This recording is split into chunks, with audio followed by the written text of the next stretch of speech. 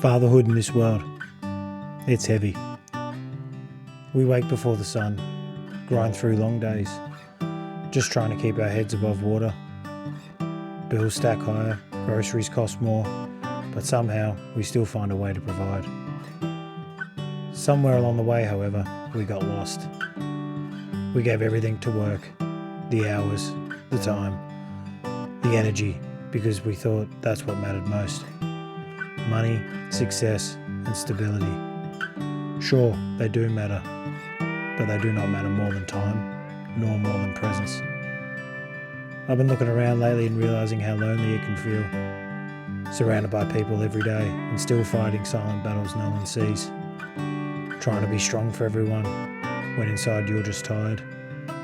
You're tired of being the rock, tired of pretending everything's fine, and tired of being the ears for every other person when you yourself have none.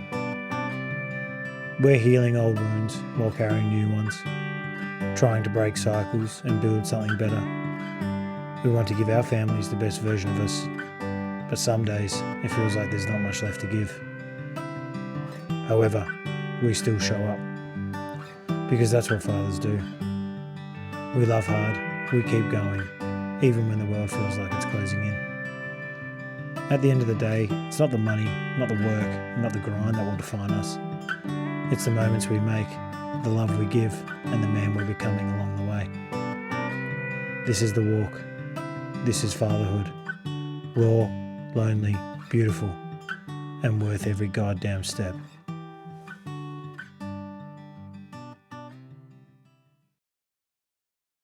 Welcome to the walk. This is space, I suppose, for fathers, men, anyone navigating the ups and downs of life. Thought I'd introduce myself. My name's Jake Donnelly, and this is the start of something pretty real for me, and I hope it is for you as well.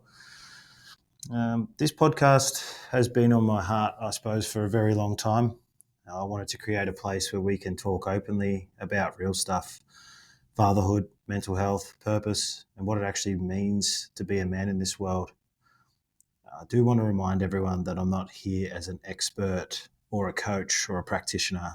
I'm just here as a bloke who's lived it and still living it. I've stumbled, learned, broken down, and rebuilt time and time again. This first episode, I suppose I just want to take you through my story, who I am, where I've come from, what shaped me, and why the walk exists.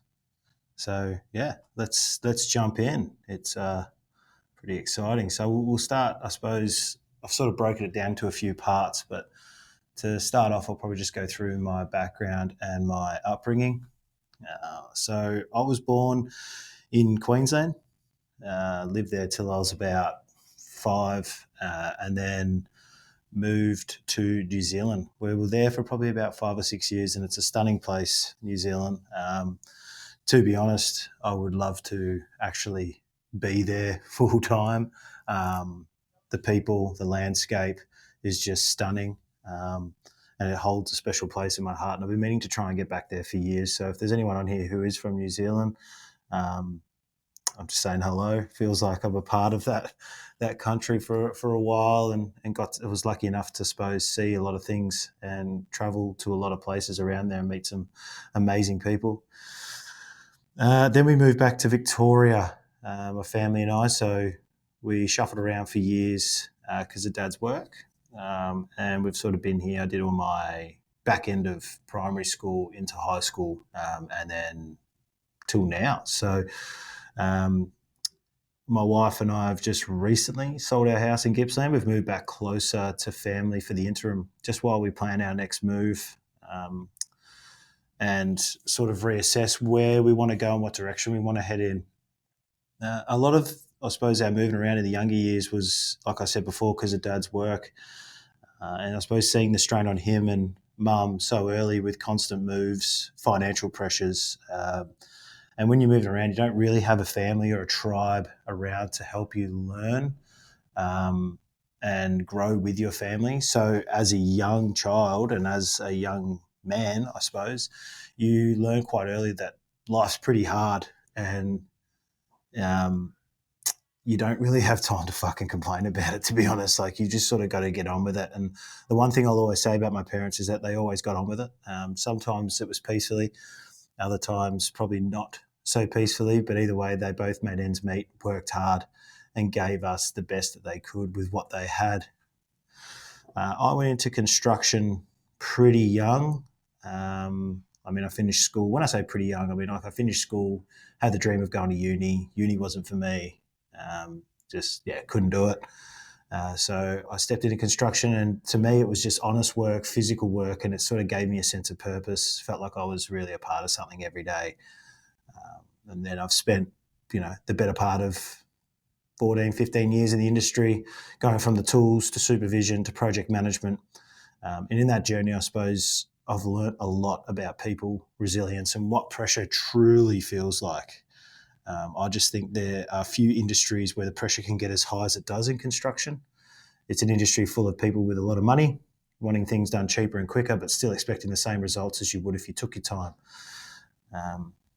It can be, and there's a stigma around it, but it probably is true. In the better part is it's a lot of egos, bravado, a fair bit of toxic masculinity.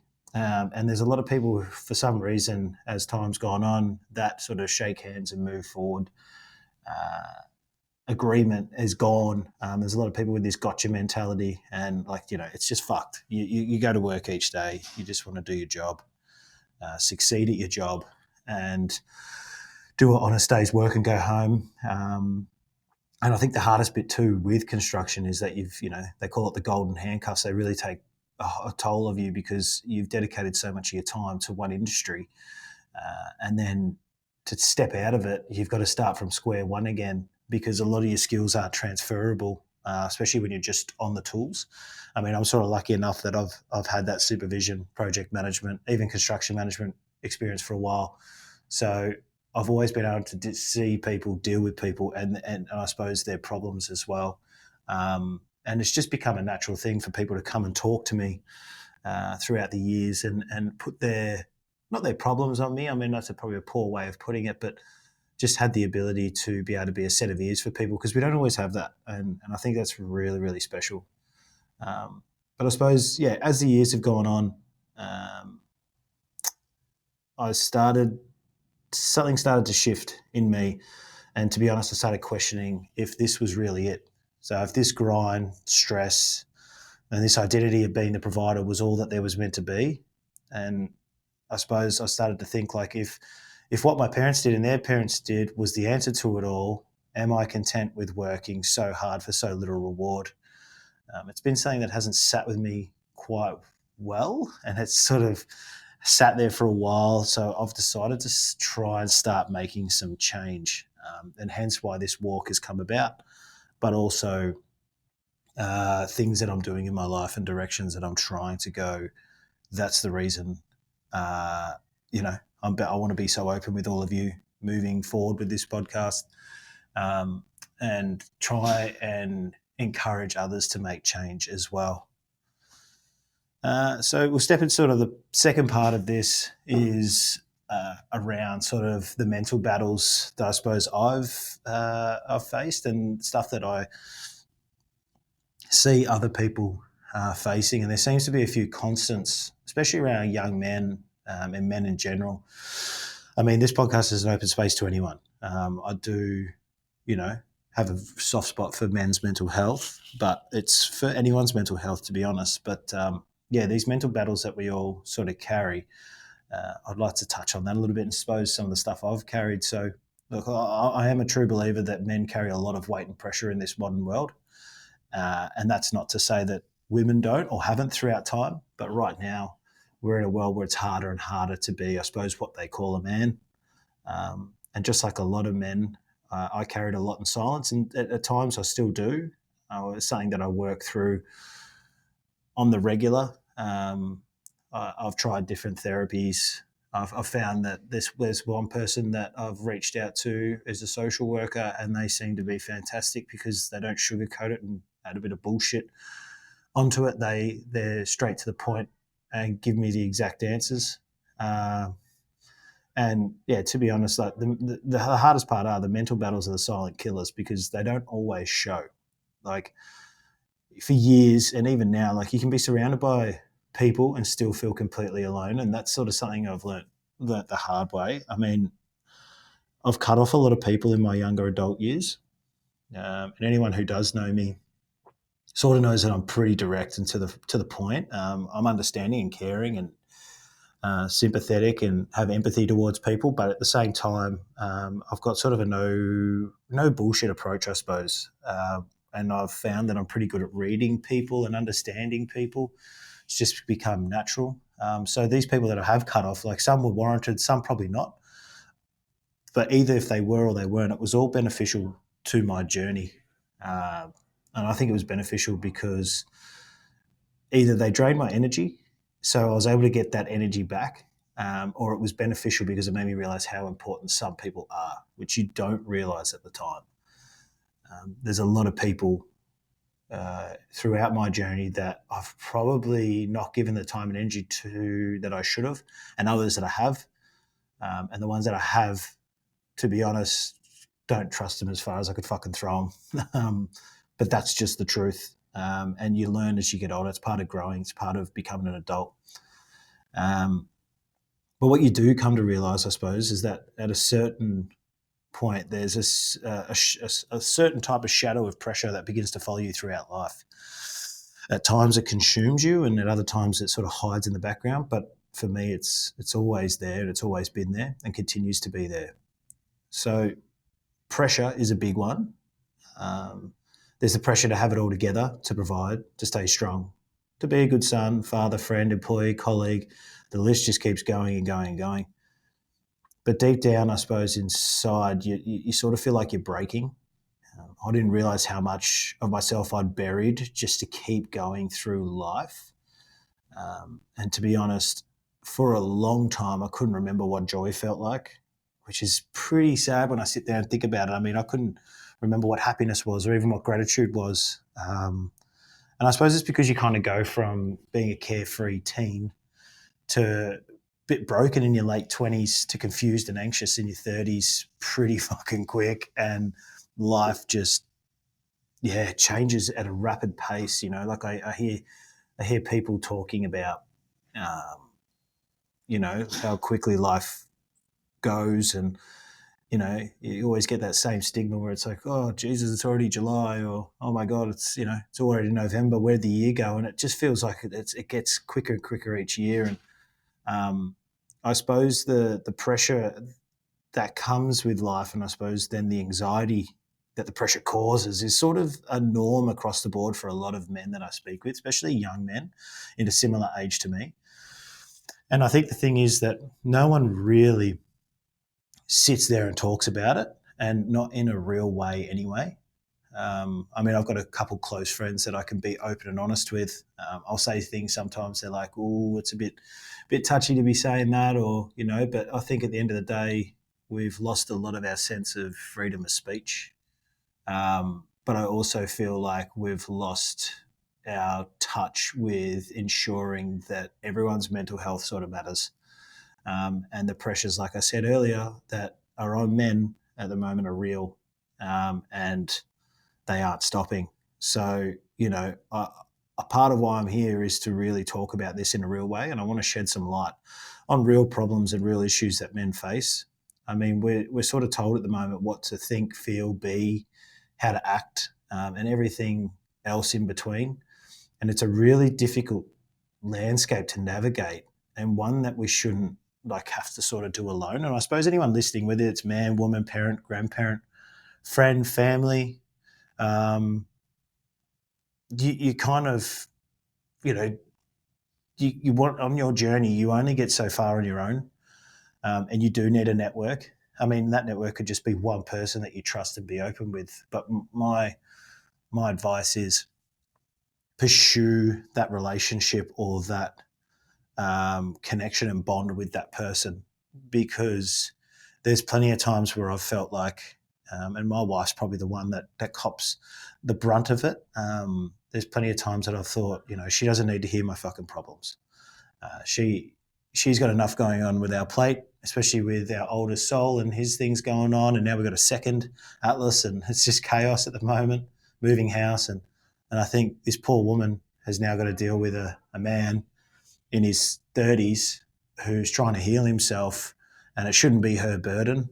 But I'm so grateful for the time that she does put in and listening. And I think it's important. Not everyone has that, but it's important to try and find someone. And if you can't find someone, then reach out to certain organizations or places where you can. There's a lot of stuff out there for free, and I'm happy to continue my research into what's free and what will help people. And like I said, I'm not a therapist or nothing, but also don't be shy to, reach out to me on social media, on email, even, if you're a friend or a family member and you've sort of thought about making that phone call, but you don't want to bother me. It's like, you're not bothering me. I'd rather that phone call and spend half an hour with you, whatever it is on the phone, than get another phone call to say that, you couldn't do it anymore, because that would just break my heart. And I think it would break a lot of people's hearts. So yeah, please make sure that these battles that we're all facing, because I face them as well, and we're all human, and we need to work at it together and collectively. So I think what I'll do is I'll probably move a bit into the fatherhood space for me. I shared something recently, and I sort of called it the transition phase, or the turning point, being fatherhood. And for me, it was unique. For those who know me or have heard my story before, will know how crazy it is. But I'll touch on this now, so that way you get a gauge of sort of how my journey and transition into fatherhood looks. So I suppose everything changed quite heavily when I became a dad. So my son Sol came into the world, and I suppose life hit a whole new level of real in a complete instant. And I've done my, I suppose, absolute best to remove that night from all memory, which is fucked to say. Like, I sit here and I'm like, fuck, how can you say that? But I suppose the day of Sol's birth, and all, it was just so chaotic that, all I really try to do most days is suppress it. And there's, I suppose, no doubt that I suffer from some form of PTSD from it. And I have spoken, like I said, to this social worker, and they were the one that said, yeah, you're suppressing I suppose, the trauma from then. I used to have dreams, well, I suppose you'd call them nightmares, about it over and over. I've woken up at night in sweats. I've woken up at night in tears, having dreams about that night ending differently, or different things in life changing in an instant. And it's something that you carry with you all the time. It seriously does consume you unless you start to learn how to manage it. And that night, I suppose, it was just chaos, worry, stress, joy, and emotion all in one. Like, it was just this massive emotional roller coaster that really hasn't stopped since that night. It's just become a lot more manageable over the years. So yeah, Sol was born with a rare condition called SENS, which is SENS, and that's short for scalp, ear, and nipple syndrome. And it's been a long road the last 4 years, and it's going to continue to be. His condition is extremely rare, was out of the blue, and it will be lifelong for him. We do eye drops every hour in his eyes, as he was born with no eyelids, so he's got a lot of light sensitivities, which makes it extremely difficult to go anywhere. And as the years have gone on, his eyesight, I suppose, is deteriorating. And the hard part is they don't really know what they're dealing with him, because they haven't really had to deal with it much. So everything's trial and error. But it's definitely changed the way we approach life, and especially the way we approach our parenthood. I suppose my wife and I, especially, and it's changed me in fatherhood, no doubt. He's had numerous surgeries. One, he ended up being in a coma for. He's had a stroke during one of the surgeries. You're carrying around with you this worry all the time. Unsure if you'll wake up. These sleepless nights, or watching my partner sacrifice so much especially being stuck indoors a lot of the time. Like, to put it into context, last year, September, was Sol's third birthday, and he was walking around the zoo here in Melbourne with a wide brim hat on, carefree. Now, on an overcast day, it's a struggle to get him in the car because of how bright it is. Like, we'll have to wrap him in a cloth or a towel, and then we've got the car tinted illegally. We've got letters from the police to say we can have it, and it's just chaos. And um, you know, I suppose then you've got the challenges within society that we face every time we leave our house as well. Um, the stares, the glares, the curiosity, the laughs, the sort of sniggering, and it's very hard to manage. And I suppose I'll touch on that in another episode, and throughout the journey, because I think that's a whole nother episode to cover, is dealing with a child, I suppose, with needs, and how to navigate that, because it's something that I've had to learn over the time. And like I've said earlier, I've stumbled and fumbled and had to rebuild again and again. So look, I won't sort of sugarcoat our journey either. Like, it's been fucking really hard. And there are days that it sort of feels like the weight of the world sits right on your shoulders. But through it all, fatherhood's changed me. And I think, if anything, it's made me the truest version of who I am, especially after the birth of our second son, Atlas, just recently. He's just turned 1. And yeah, you've got to adapt pretty quick. And now you've got one child with nothing, and a child who does have something, and how to navigate that world. So I think it's, yeah, like I said, it's changed me into the truest version of who I am. And the reason that being is I've stripped away all forms of bullshit. And that's just honest. It's made me sort of see what actually matters, which I believe are time, presence, love, and patience. And it's a hard one, because people probably still hold on to this image of who you are when you were younger, and they kind of hold that against you. And I think that's because that version of you was convenient for them, and it's not convenient for them anymore. Like, you might have been a really obedient kid when you were younger, and you get comments, oh, where did that sweet little boy go? Or you've got friends that you've cut off, and they go, oh, you've changed, or I never hear from you. And these are all things that I've heard way too often over the last few years. And I suppose the reality for a lot of people that they need to understand is, right now, who I am, this is me. And my family is the most important thing in my life, and my time is very fucking limited. Very limited. And I'm not going to waste time on bullshit or people's bullshit when it's not warranted. So if you've got a genuine problem, or you've got a genuine issue, or you need that set of ears, I'm always going to be there for people who need it. But when it's very trivial, and it's hard to navigate that space of whether it's trivial or whatever, because I've had to try and learn over the years that what a person's problems are, is probably the hardest thing they're going through in their life right now.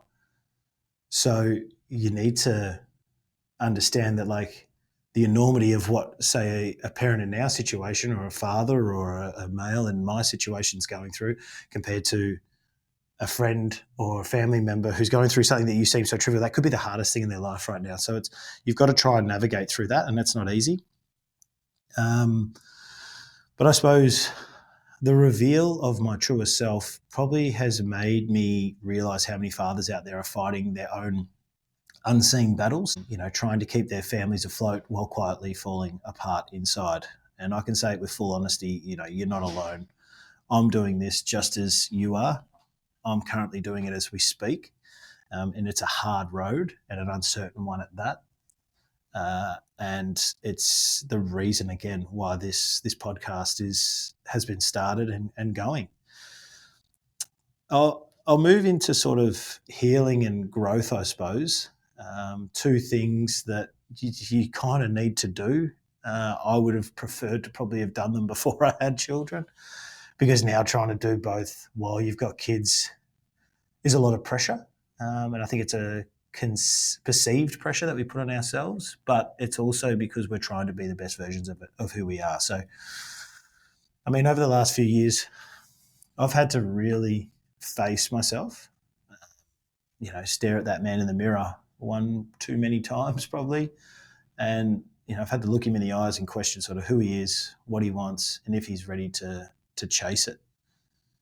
I've worked a job that I suppose I've fallen out of love of and become or have come to despise for a very long time, and that's no one's fault but mine. Um, I've recently just left.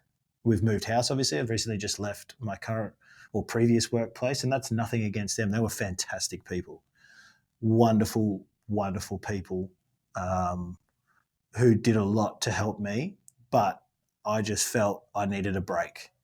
I needed to reassess and see what direction I wanted to go in.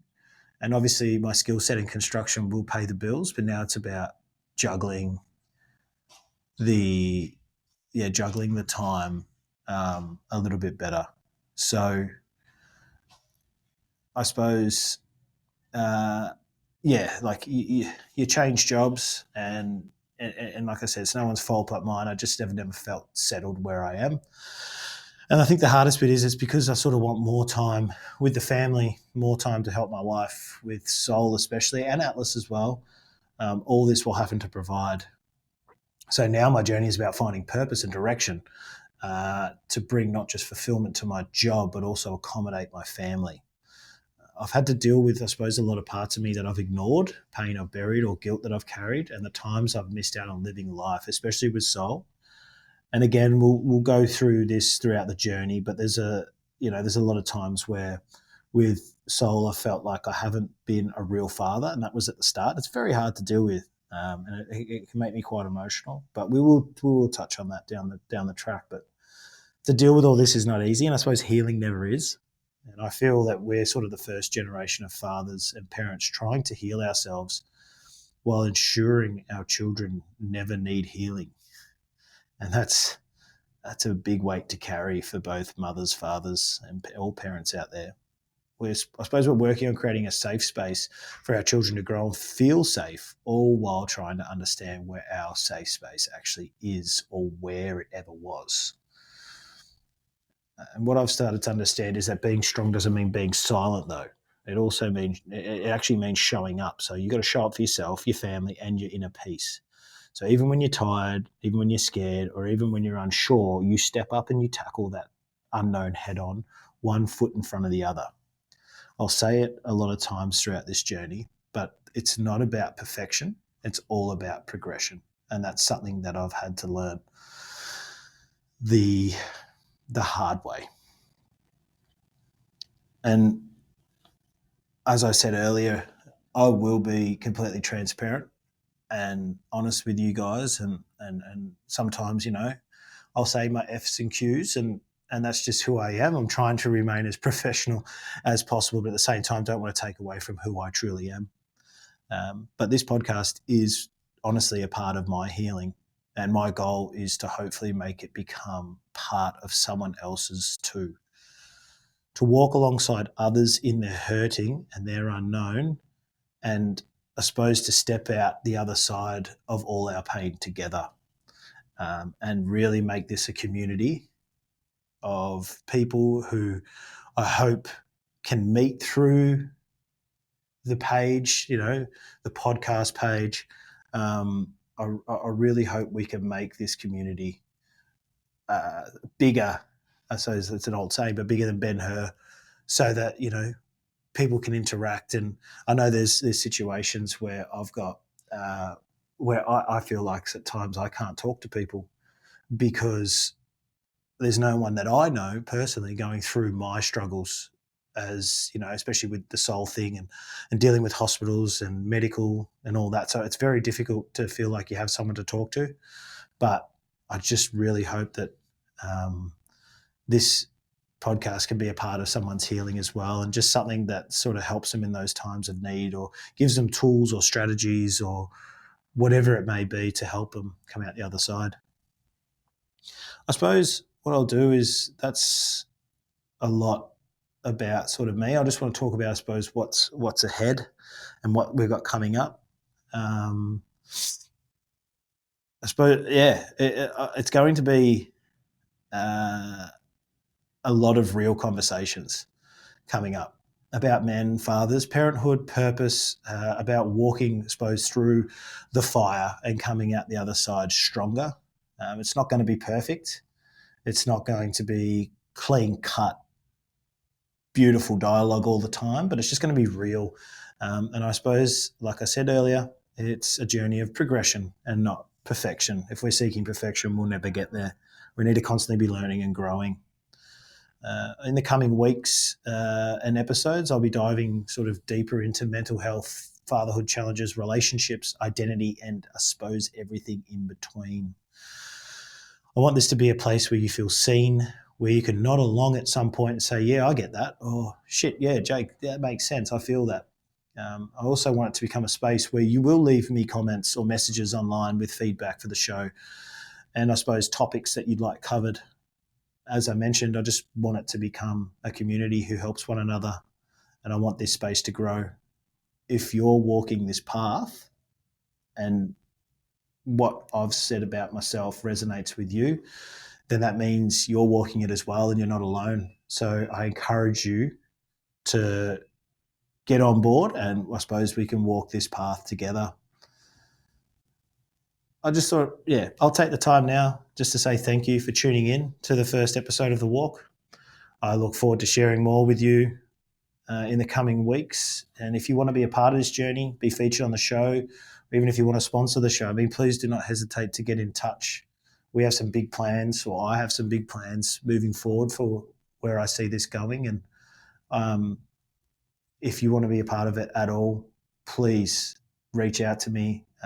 We do have the Instagram page, which is the walk __ podcast, where you'll see that I've put up a fair few flyers, I suppose, with different things that I've been thinking about and writing down and sort of give you a gauge of where we're heading and what we're about. So yeah, if this is connected with you, please share it with someone who needs to hear it. And stay engaged, follow the Instagram page, share what you can, follow the YouTube, share what you can, comment, whatever you want to do. It all helps grow the awareness and the community that I'm trying to build around this. And I'm just excited because I suppose this is just the beginning of something extremely exciting and something that I've been meaning to do for a very long time. And now finally have got the first episode done and dusted. So I'm Jake Dunley. I appreciate you tuning in, and this is The Walk.